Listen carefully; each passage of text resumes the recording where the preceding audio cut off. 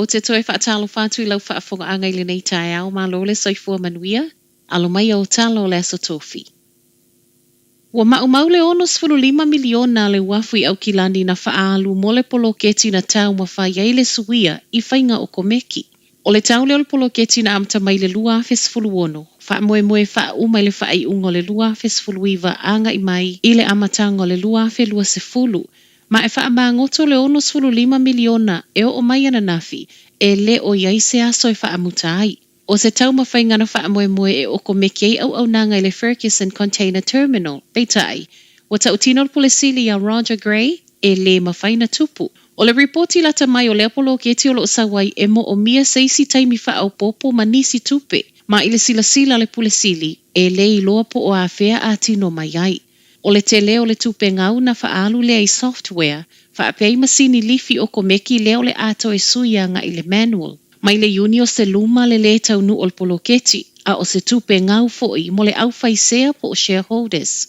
A o toe tau mawhaile pulesile whaafoi mai le talitonunga o le au faisea o paanga whaapea tangata au kilani. Mai le pulenu o au kilani e le o toe mamau umalo na taimi le tofinga Phil Koff, ua ia whaatalo sangaina le tatau na whaia o se iloilonga pe na whaini suenga a le laulau a fono whaapea le pulesili na ioeina le whai o lea poloketi.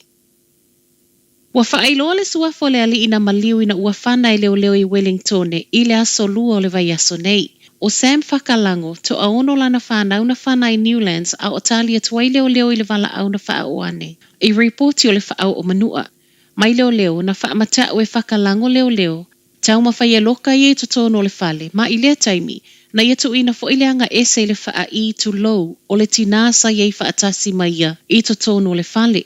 O le usita iai e le ua maliu o whaatonunga leo na whana I loa ma whaamanu alia tinga I nai. Muli ai umalo na soifua. Ai ele I whanaina leo na mawhaio na whaasau ina mua mai I whafolta mai titi sai totono le whale. O Whakalango iei ona sootanga ma le kenga le King Cobra, ma o lea sa alu e asiasi lona ainga ai ele I toe fo I mai I au kilani. Ile no fuanga lo no fuai le rehab o molo na ola toe fuataina. I lungo le social media, to atelea na wo whapea nisi o lona ainga ele o fia le whaai unga leo. Ma o nisi ele o fia ele valu o pulu whana na whanai, ma le whaamtalanga, sa tatau lava I leo na whaia se isi ngā ioinga. Ai le tali mai ai o lo ofisa, e le I whaingo fie, ma o le alava sa tau ma whaia whaasau mai le tina, ma o le mafua anga fo I lea na whanai. Ele I fia tala noa le fonga le mauta I fesili na fesili ngia ia il mata upu na whaiai trespass notices. I luma le komiti filifiliana na fia tala noa I naile paketi al palemene o le neitau sanga, na whaau ngā ia whai pule le ava noa tu u fesili ai Trevor Mullet, ma ana whai unga le te e tu e peo na longolongo a I le masino Februari. O se tasi o fesili o lo taula I lea I le whai unga na ave trespass notice I a Winston Peters, whaapea nisi o suisa ave ma whai pule. I se tali al fonga fetalai na ia te enalo na whaia to o tasia o ia whaai unga, ma ele to e o iai sana saunoanga. O le fia tali mai ai o Mallet na le fia I Mallet o telo sui whai pule o I tuangai. Ma ua toe lango nai ma leo le National Whaapele Act, watatau na wha mawai Mallet mai ona tofinga. Whaatalasanga I nai fo ia sui o ia pāti le pāle mea Jacinda Ardern, e whaile mea tonu ma whaamuta au nanga le fonga fetalai o loo iai nei. Tali mai al pāle mea, fōlinga mai o loo iai pia lava lana lango ia Mallet.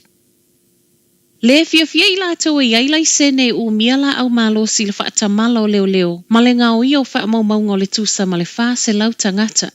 O whaamaumaunga nei whaato ato I loa ane na ngā o ia mai le ofisa tuai o leo I au kilani taulanga. Ma o se ofisa foi e le o toe whai ngā lue ngai seisi. Mai le sui o le ofisa I au kilani o nei whaamaumaunga na ngā o ia mai ben, sa whaasa uni o le asa e ia pe shred. Peita I o le aluai o leo so whai ngā leo I se tasi foi o mata upo e lefe so tai I le whale I Mount Albert I au kilani, na whaate iai na ua maua mai ai.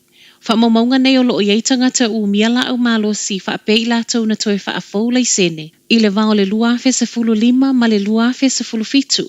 Ua lango nai le saunga le mua tangata o loo I lea lisi o lātou whaamaumaunga. Ma ua whailo ai fo e le Council of Licensed Firearms le whaanoa noa.